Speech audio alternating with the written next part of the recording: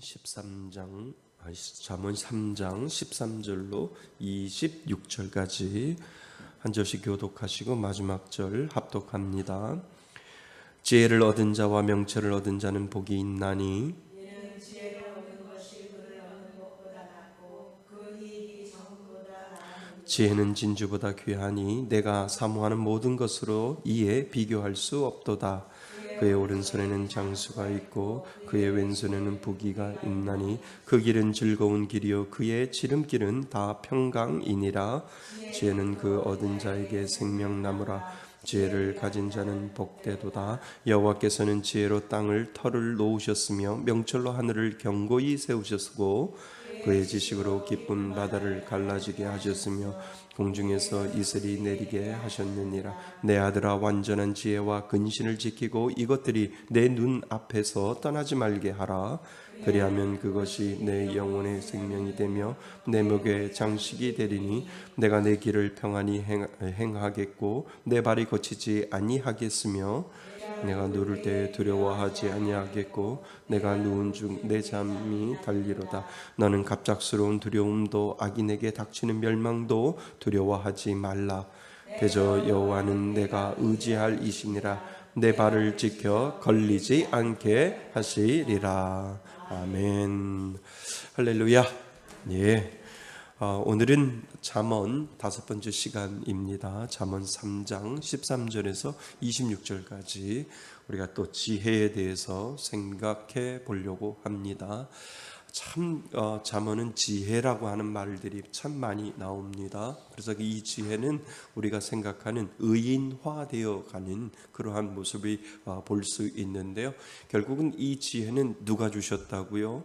하나님이 주셨습니다. 내가 지혜를 얻을 수 없습니다. 지식은 배울 수 있는데 그 지식에서 같이 묻어나누는 지혜는 하나님이 주시는 거지요. 그래서 이 지혜는 학벌하고도 관계가 없어요. 배우지 못하신 분들도 보면 지혜로운 분이 있거든요. 근데 그거는 무엇이냐 하면 하나님이 그 지혜를 주셨기 때문에 지혜로운 거예요. 그러니까 세상적인 지식을 가지고 그 사람이 똑똑하다, 그 사람이 저거하다, 결코 그런 얘기를 하는 거 아니에요. 단지 결국은 지식은 암기를 잘하면 좋은 점수를 얻는 거예요. 그러니까 암기를 잘하면 좋은 대학에 가고요. 암기를 잘하면 좋은 변호사도 될 수 있고 의사도 될 수 있는데 결코 그거는 지혜가 아니라는 거예요. 지혜는 하나님이 주셨기 때문에 이 세상을 살아갈 수 있는 그 지혜가 하나님이 주시는 그 지혜를 통해서 세상이 알지 못하는 놀라운 역사들이 그 가운데 분명히 들어있다라고 하는 거죠. 그러니까 시대를 잘 태어나서 암기 과목을 잘하고 시대를 잘 태어나서 내가 한번 외웠던 건 죽어도 안 까먹어 그러면 최소한 변호사나 의사는 될 수 있다는 거죠. 근데 그거를 그 사람이 똑똑하고 지혜롭다는 말 안 합니다. 그냥 세상을 잘 태어나서 그 시대에 가장 적절한 시험을 잘 통과해서 그 지식을 가지고 먹고 살 수 있도록 만들어 놓은 그 사회적인 통념 때문에 그런 거지. 다른 곳으로 가면 틀려요. 그 모든 것들이. 그러니까 영국하고 한국하고도 다른 거예요. 한국은 열심히 공부해가지고 5개 중에 하나를 잘 맞히는 사람이 좋은 대학에 가고 그리고 그것을 가지고 좋은 의대도 갈 수 있고 또 좋은 일들도 할 수 있는데 근데 이거를 가지고 영국에 가면 영국은 다 주관식이거든요. 주관식이니까 잘 문제를 쓰는 것이 잘 써서 정말 논리적으로 잘 써서 점수를 얻어야만 될 수 있다라고 하는 거예요. 그러니까 영국 사람들이 한국에 와서 공부를 하면 못 맞춰요. 5개 중에 하나를. 근데 우리 사람이 5개 중에 하나를 맞히다가 거기 가면 못 맞히는 거예요.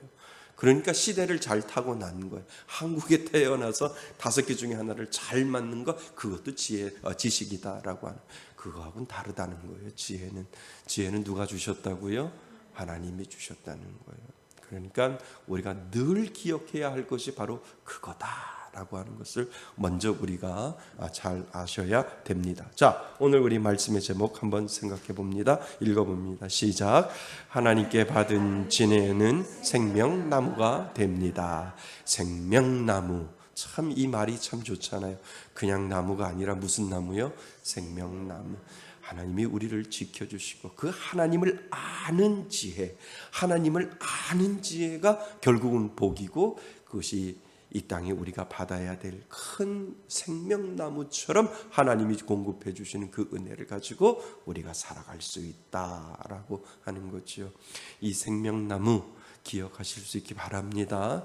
이것이 복이에요. 이것이 복이에요. 정말 다시 뒤돌아보고 또 한 번 생각해 봐도 하나님을 아는 지혜, 이것이 바로 우리들에게 주신 가장 큰 보복, 분명히 생명나무, 이것이 하나님이 우리들에게 주신 복이다라고 하는 거예요. 그러니까 세상에 아무리 지식을 얻어서 부귀영화를 누려도 이 하나님을 아는 지혜의 생명나무가 없으면 아무 소용이 없지요. 이것을 알아야 되는데 사람들은 막다른 골목에 가봐야 알 때가 있다는 거예요. 근데 막다른 골목에도 가보지도 않으냐고 그냥 살다가 그냥 끝나버리는 사람들이 얼마나 많이 있는지요. 자, 그것을 생각하면서 하나님 나에게 지혜 주신 것 감사합니다. 이 복 알게 하여 주시니 감사합니다. 저를 생명나무 삼아 주신 것 감사합니다. 이 믿음의 고백을 가지고 오늘 공부할 수 있기를 바랍니다. 식물에는 생장을 담당하는 생장점이 있습니다. 생장점, 말이 좀 어렵지만 어렵지 않습니다. 식물 안에도 그 성장하는 것을 담당하는 생장점이 누구나 다 가지고 있다는 거예요. 식물 안에는요, 줄기와 뿌리가 우리는 생장점이다라고 하죠. 그러니까 아무리 줄기가 무성해도 뭐가 없으면, 뿌리가 없으면 죽은 거하고 같은 겁니다.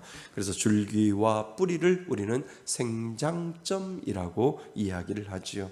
그런데 줄기나 뿌리의 생장점에는 바이러스나 세균이 자랄 수 없다라고 이야기를 한대요.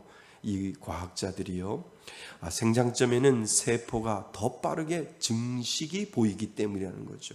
이 생장점은 가만히 있는 것이 아니라 그 안에 끊임없이 영양분을 만들어내고 끊임없이 그 안에서 활발하게 뭔가가 움직이고 있으니까 아예 그 안에 바이러스나 세균이 자랄 수 있는 그 시간을 안 주고 바이러스가 자랄 수 있는 공간이 없다. 세균이 자랄 수 있는 공간을 안 만들어준대요.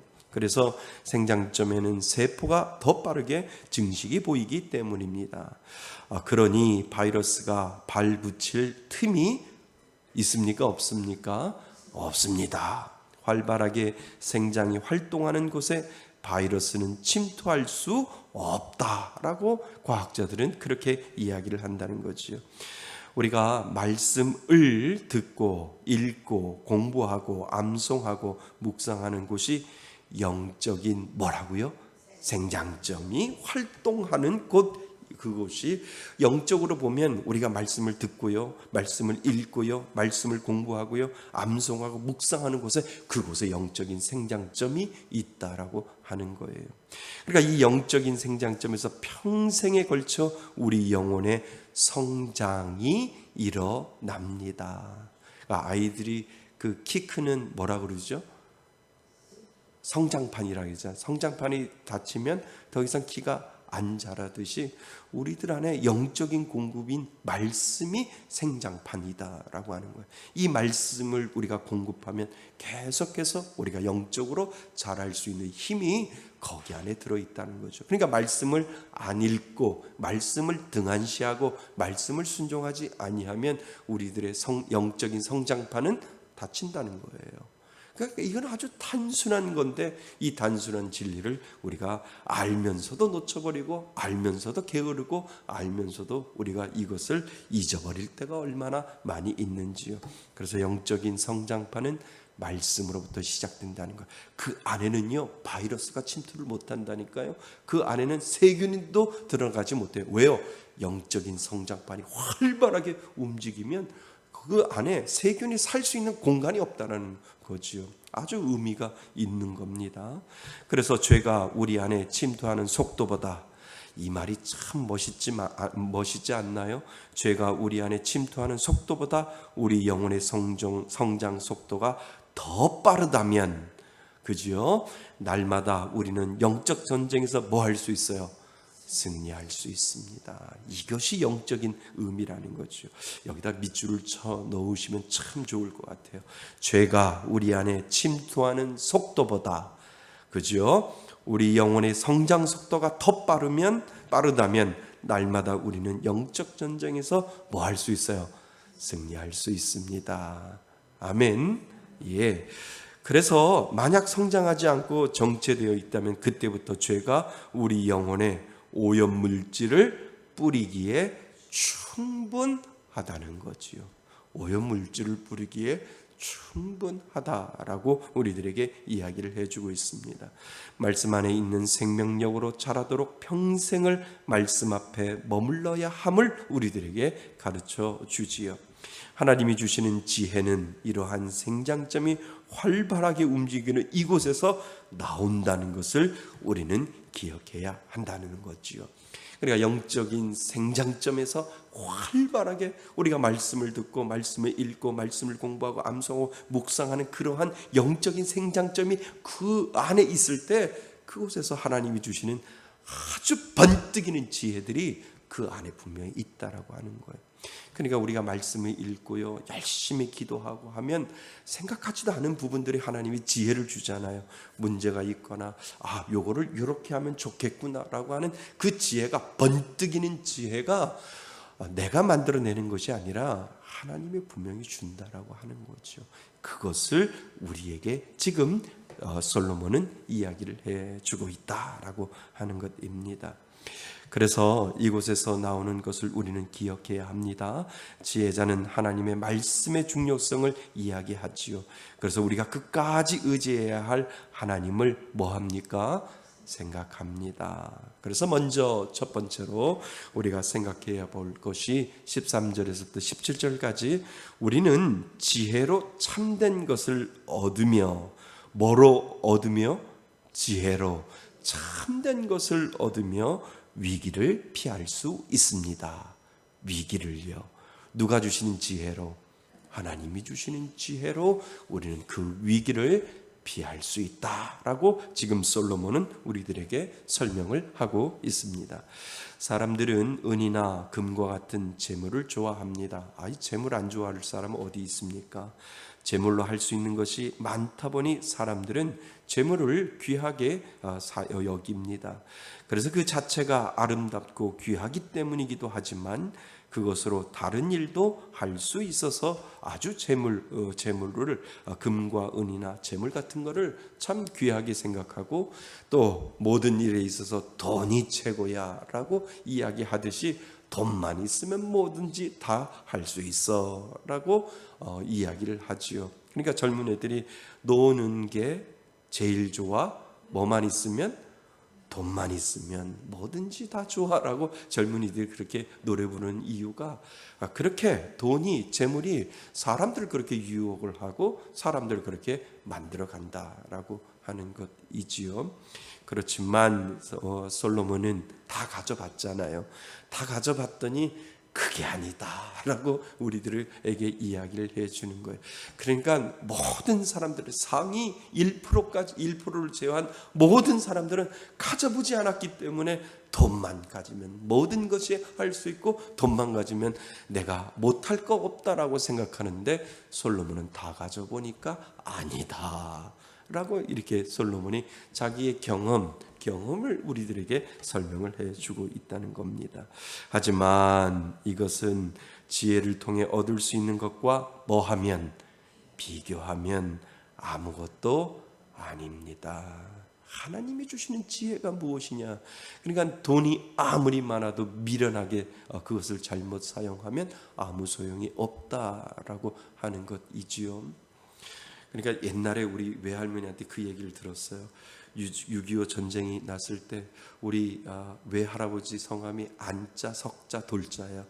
돌도 아니고 석도 아니고, 그래서 안자, 석자, 돌자이신데 그 평창에서 아주 돈이 많으셨어요. 그런데 6.25 전쟁이 나니까 이 돈을 어떻게 할까라고 생각하셔서 앞마당을 파가지고 거기다 돈을 묻으셨대요.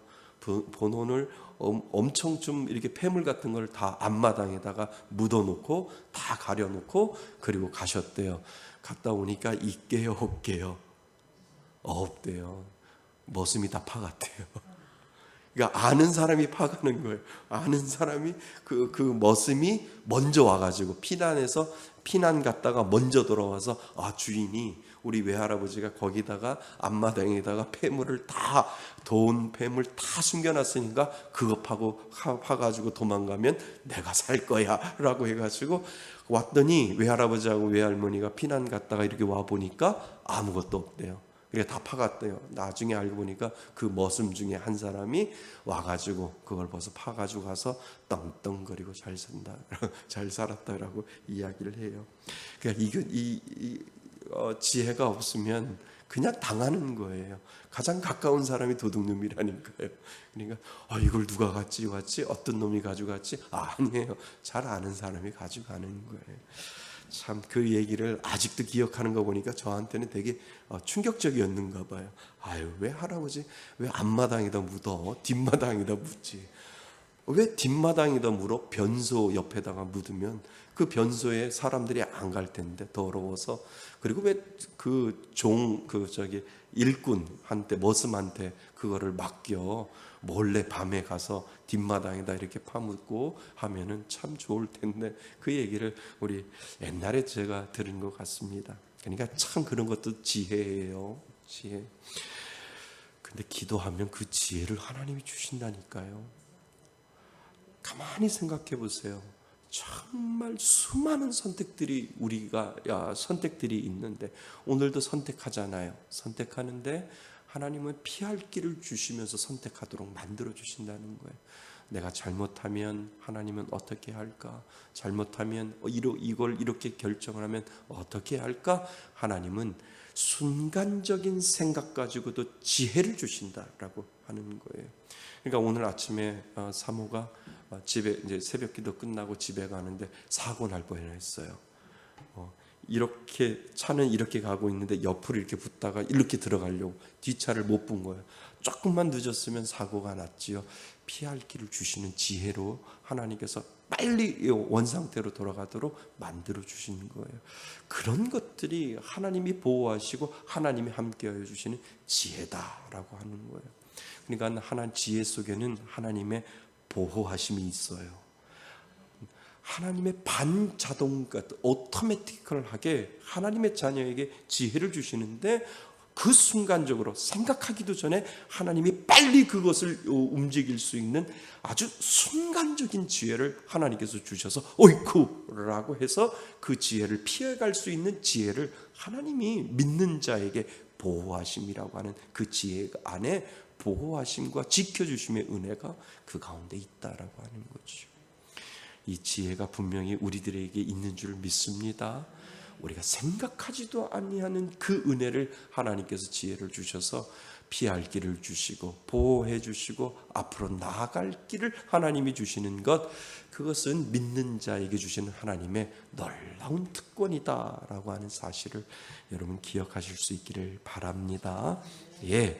그래서 이것은 지혜를 통해 얻을 수 있는 것과 비교하면 아무것도 아닙니다. 사람들은 말씀을 따르고 순종하는 것이 힘든 일이라고 생각하지만 그 길은 즐거운 길임을 본문이 말하고 있습니다. 그지요? 그 길을 우리는 가는 겁니다. 갈 때마다 하나님이 주시는 선뜻이는 은혜가 우리들 가운데 있기 때문에 우리는 그 길을 즐거운 길이라고 이야기를 하지요. 지혜는 갑작스러운 무엇을 재앙을 피하도록 해주며, 그러니까 지혜 안에는 뭐가 들어있다고요? 보호하심과 지키심이 그 안에 분명히 들어있다라고 하는 거죠. 예상하지 못한 은혜를 입을 수 있기 때문입니다. 지혜는 진정으로 소중한 것이 무엇인지 분별하게 해 줍니다.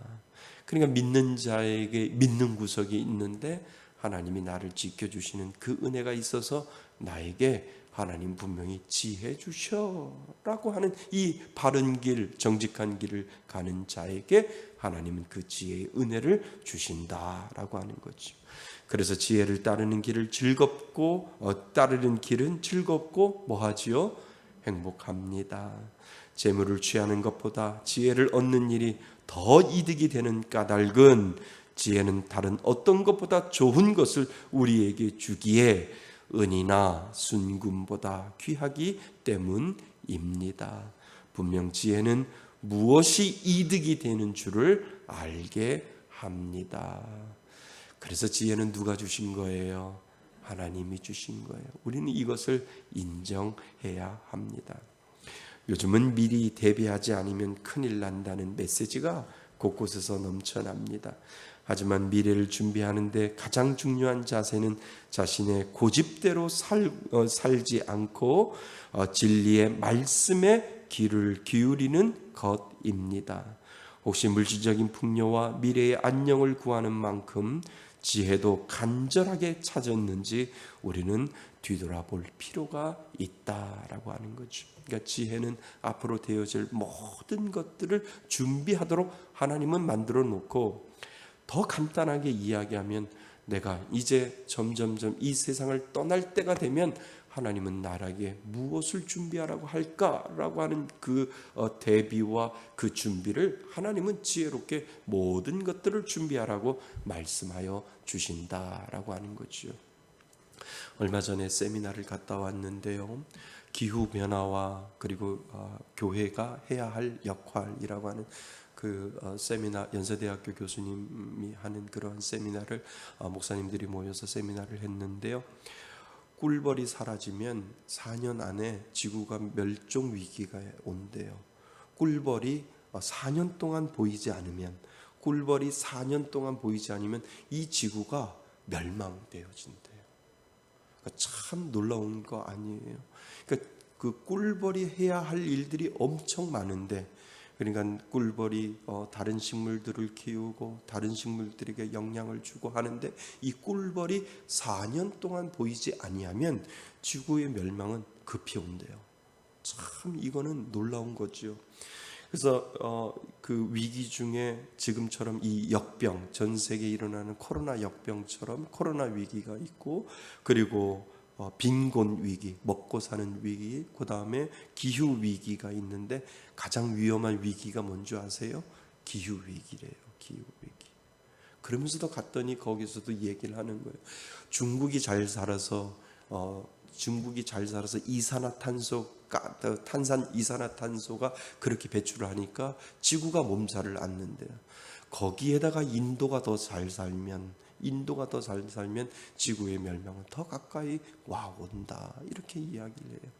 그럼 막을 수 있는 방법은 없는가? 결국은 녹색 혁명이 일어나야 되는데, 이 녹색 혁명을 가지고 그 교회가 그 역할을 하지 아니하면 우리는 그 위기가, 하나님이 맡겨주신 이 지구를 잘 우리가 다스리지 아니하면 멸망의 위기는 더욱더 가까이 와 있다라고 해서 두 목사님들이 논쟁이 벌어지는데, 이것을 지킬 것이냐, 지구를 지킬 것이냐, 아니면 준비할 것이냐. 뭐를 준비해요?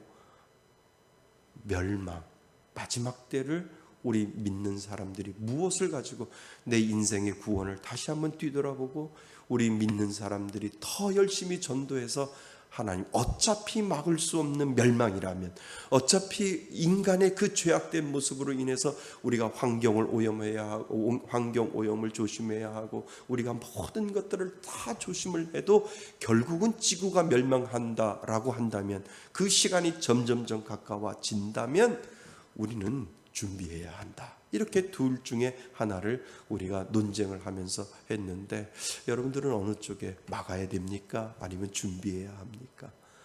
이라고 더 하는데, 많은 분들이 그런 생각을 하는 것 같아요. 저도 그런 쪽으로 생각을 하는데 어쩔 수 없이 인간의 죄악된 모습 통해서 막을 수 없는 일이라면 차라리 열심히 하나님 앞에 회개하고 준비하며 하나님 앞에 거룩하게 살겠다라고 하는 이 믿음의 고백이 더 필요하지 않겠는가. 사실 이 회개와 믿음의 고백이 있으면 지키려고 해요. 그죠? 하나님 앞에 하나님 준비하겠습니다. 앞으로 하나님이 이 땅에 마지막 때가 올 때를 위해서 준비하겠습니다 라고 할 때 내 마음속에 거룩이 살아 역사하면 죄악된 세상을 안 한다라고 하는 거예요. 어떻게 하면 죄 짓지 않으려고 플라스틱 안 사용하고 그리고 지구를 지키려고 하는 그 마음이 거룩성 안에도 분명히 들어있지 않겠는가라고 하는 것을 우리는 알게 되지요. 그러니까 1도가 증가함으로 기후의 온도가 1도가 증가함으로 지구의 재앙은 벌써 10대 재앙이 왔다라고 하는 거예요. 그런데 1.5도 지구의 온도가 1.5도가 되면 더 이상 손쓸 수 있는 일이 아무것도 없대요. 손쓸 수 있는 일이. 그런데 점점점 사회는 점점점 악해지고 인도 벌써부터 정책들이 미국이 지금 중국에서 모든 기업을 다 빼서 어디로 옮기냐면 인도로 옮긴대요.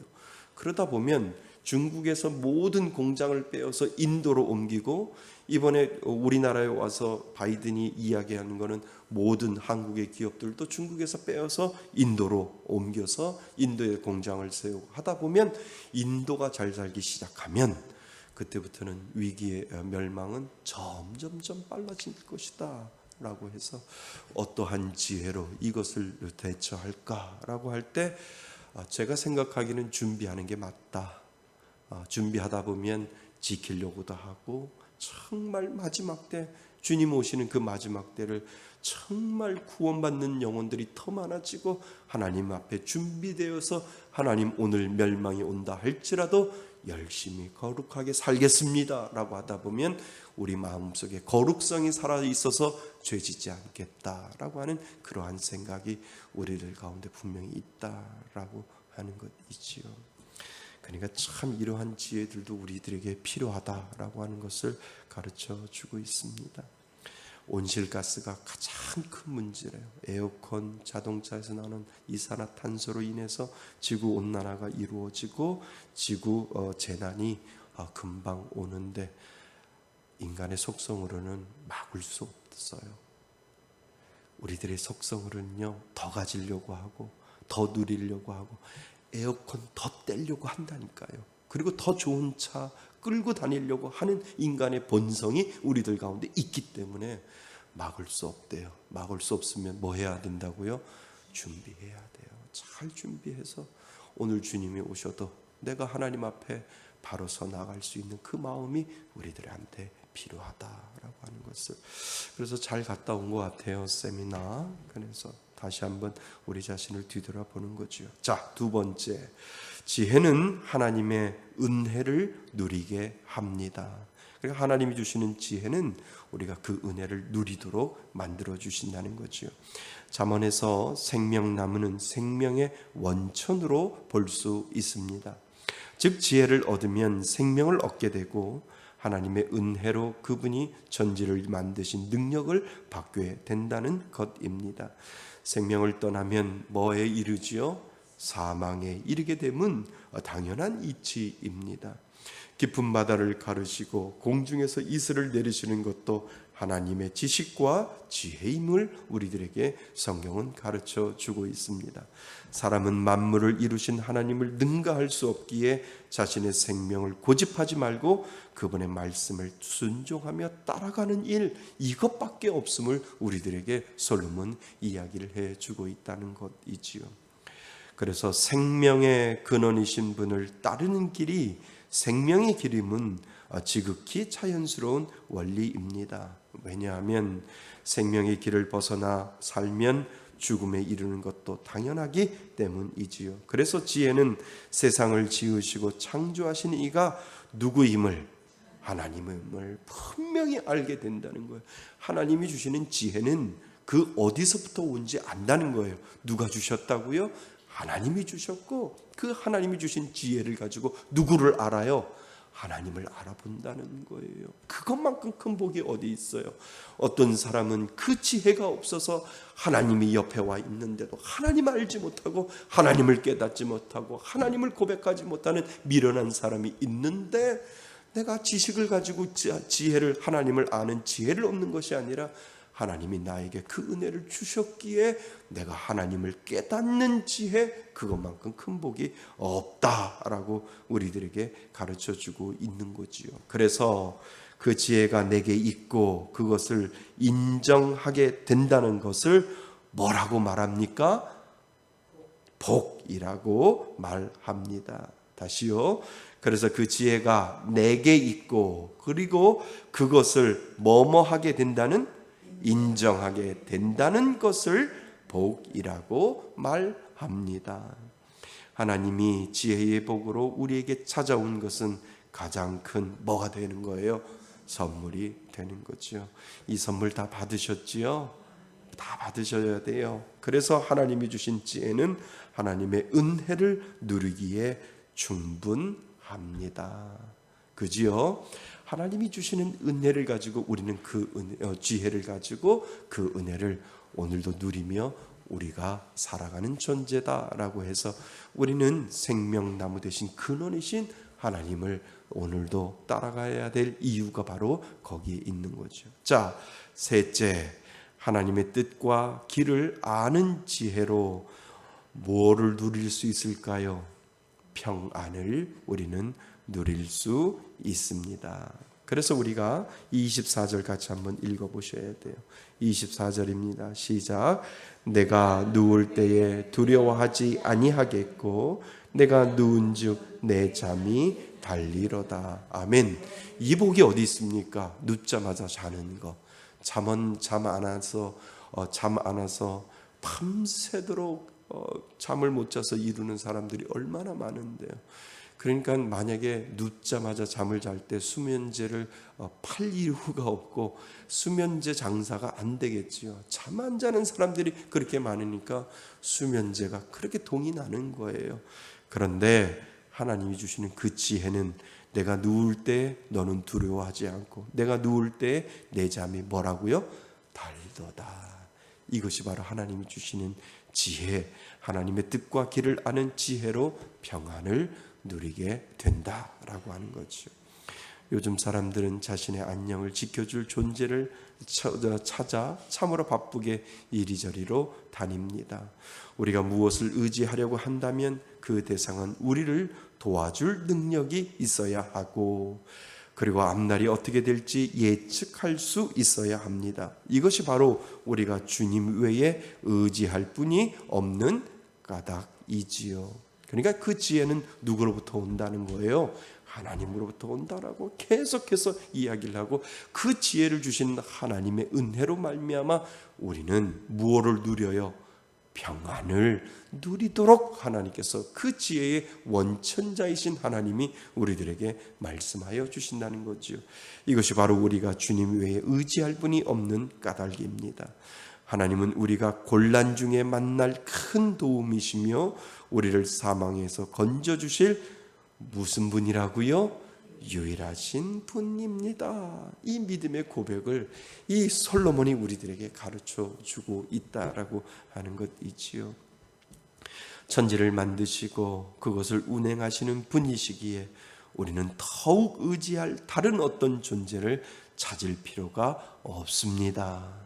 우리 인생길에는 우리를 넘어지게 하는 걸림돌이 많이 있어요. 우리의 걸림돌이 많이 있죠. 그러나 주님의 말씀에 귀를 기울이는 지혜를 가지면 당황스러운 일을 만나도 뭐해요?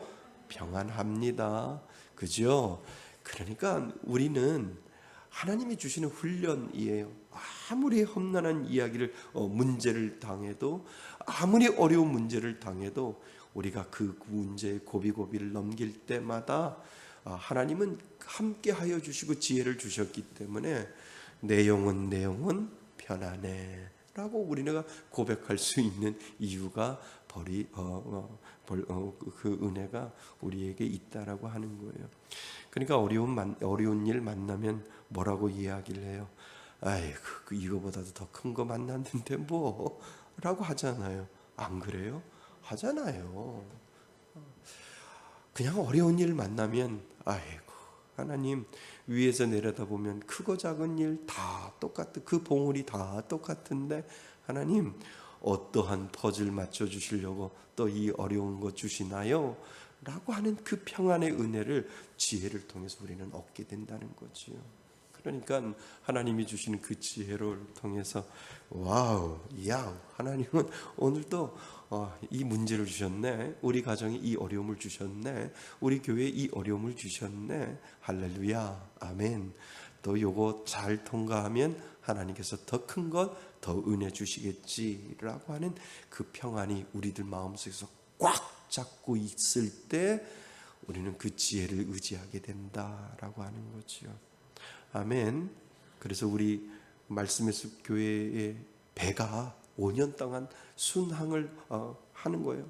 오면서도 폭풍을 만날 때도 있고 비바람을 만날 때도 있고, 그렇지만 우리가 찬송 부르듯이 내 영혼 편안해 편안해. 그 작곡가가